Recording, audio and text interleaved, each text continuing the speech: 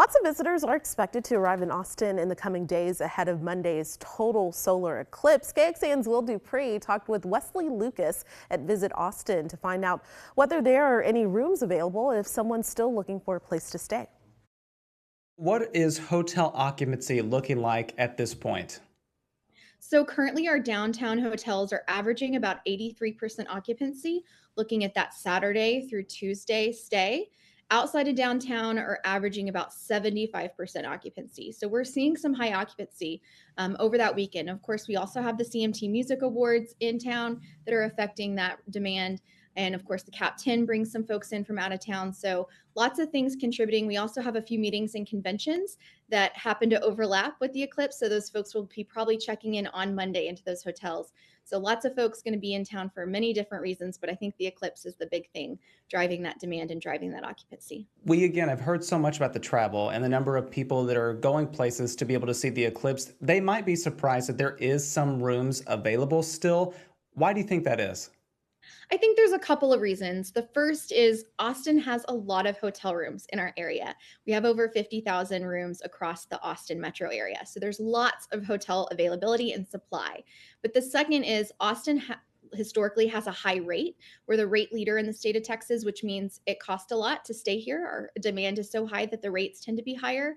Folks who travel for eclipses typically stay in what we call like a select service hotel property, or in maybe a short-term rental, an RV park, or a campground. So that's typically those are the types of accommodations that are going to book up first. But also just because right in the center of downtown, we're right on the edge. So a lot of folks are going further west into the hill country, into some of our neighboring communities. They're going to see those higher influx of folks and those complete sellouts.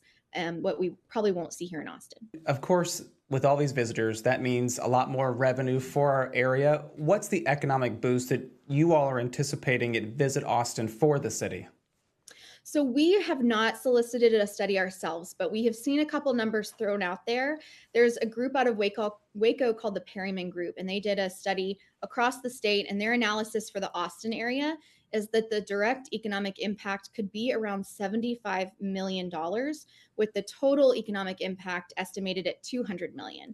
So that, to put it into perspective, is probably about half of what we would see for Formula One. So Formula One's economic impact is usually around $400 to $450 million. So again, these are just estimations. So it certainly could be way more than that.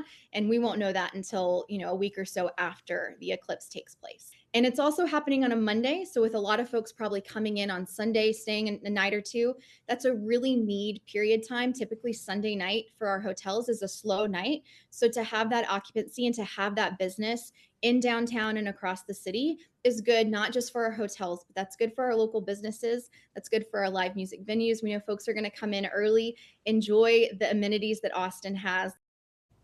Visit Austin is also reporting that the average daily rate for hotels is tracking 39% higher than this time last year. You can watch that full interview on our website at kxan.com.